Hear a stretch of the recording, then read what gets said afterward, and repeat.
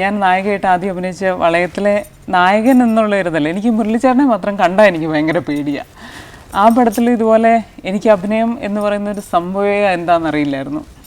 അപ്പം മുരളിച്ചേട്ടൻ്റെ കൂടെ അഭിനയിക്കേണ്ടി വരുമ്പോൾ എനിക്ക് കൂടുതൽ നെർവസ് ആവും. കാരണം ഇത്രയും പ്രഗത്ഭനായ ഒരു നടൻ ഞാൻ ഇത്രയും പൊട്ടത്തരങ്ങൾ ചെയ്യുക, അപ്പോൾ എന്നെക്കുറിച്ച് എന്തായിരിക്കും വിചാരിക്കുക, എന്നെ വഴക്ക് പറയുമോ? അപ്പം എനിക്ക് ഡയറക്ടറെ അതുപോലെ പേടിയുണ്ടായിരുന്നു. പക്ഷെ ഡയറക്ടർ നോക്കിയിട്ട് ഒന്നും പറയുന്നില്ല, വഴക്കും പറയുന്നില്ല, ഇടയ്ക്കൊക്കെ കൊള്ളാം എന്നൊന്നും ഒന്നും പറയുന്നില്ല. അത് അപ്പോൾ എനിക്ക് മുരളിച്ചേട്ടനെയാണ് ഭയങ്കര പേടി. അപ്പം മനോജ് ചേട്ടൻ ഉണ്ടായിരുന്നല്ലോ അതിനകത്ത് വേറൊരു ക്യാരക്ടർ. അപ്പം മനോജ് ചേട്ടനെ ഒരു ഏജിൻ്റെ ഒരു ഇതുകൊണ്ടും പിന്നെ അറിയാം അതിനു മുമ്പ്, അതുകൊണ്ട് അത്ര ഒരു ഭയം തോന്നിയില്ല. മുരളിച്ചേട്ടൻ്റെ കൂടെ ഞാൻ അഭിനയിച്ച് എനിക്ക് ഇപ്പോഴും ഓർമ്മയുള്ള ഒരു സീനെന്ന് പറഞ്ഞു കഴിഞ്ഞാൽ, മനോജ് ചേട്ടൻ വീട്ടിൽ വന്നിട്ട് മുരളിച്ചേട്ടൻ പ്രപ്പോസ് ചെയ്തിരിക്കുന്ന പെണ്ണാണ്, കല്യാണമൊക്കെ തീരുമാനിച്ചിരിക്കുന്നതാണ്.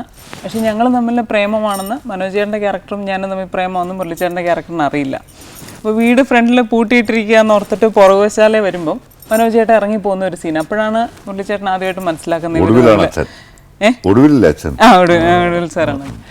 അപ്പോൾ ആ സീനിലാണ് വന്നിട്ട് എനിക്ക് തോന്നുന്നു എനിക്ക് അഭിനയിക്കാൻ കുറച്ച് നല്ല ഉണ്ടായിരുന്ന ഒരു സീനാണ്.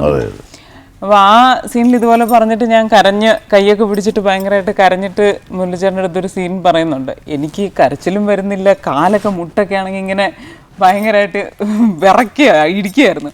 പിന്നെ എനിക്ക് തോന്നുന്നു എൻ്റെ മുട്ടിടിച്ചുകൊണ്ടായിരിക്കും എൻ്റെ വാക്കുകളൊക്കെ തെറ്റി കറക്റ്റായിട്ട് വന്നെന്ന് തോന്നുന്നു. ഷോട്ടിൽ ഒരു വൈബ്രേഷനൊക്കെ വന്ന് ആ സമയത്ത് എനിക്കൊരു ഇതുണ്ടായിരുന്നു. ഞാൻ ഈ കോട്ടയംകാർ പറയുന്നതാണോന്ന് അറിയത്തില്ല, ഞാൻ അത് പോണക്കെന്ന് പറയുമായിരുന്നു.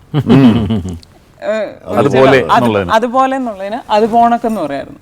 അപ്പം ഞാനിതുപോലെ ആ ഡയലോഗ് ശ്രീധരേട്ടൻ എൻ്റെ ഏട്ടനെ പോലെ ഞാൻ കണ്ടിരിക്കുന്നതെന്നാണ് എൻ്റെ ഡയലോഗ് കരഞ്ഞു ശ്രീധരേട്ടൻ. അപ്പം ഞാൻ പറയുന്നത് ശ്രീധരേട്ടൻ എൻ്റെ ഏട്ടനെ പോണക്ക എന്ന് പറഞ്ഞു.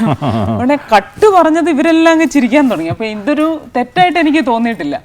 അപ്പം അത് കഴിഞ്ഞപ്പോൾ ഞാൻ എന്തിനാ എല്ലാവരും കൂടെ ചിരിക്കുന്നതെന്ന് പറഞ്ഞ് നാഗര വീണ്ടും ഒന്ന് റീഡ് ചെയ്യാൻ പറഞ്ഞു. അപ്പോൾ റീഡ് ചെയ്യുന്നു, ഇവരെല്ലാം ഇരുന്ന് ചിരിക്കുകയാണ്.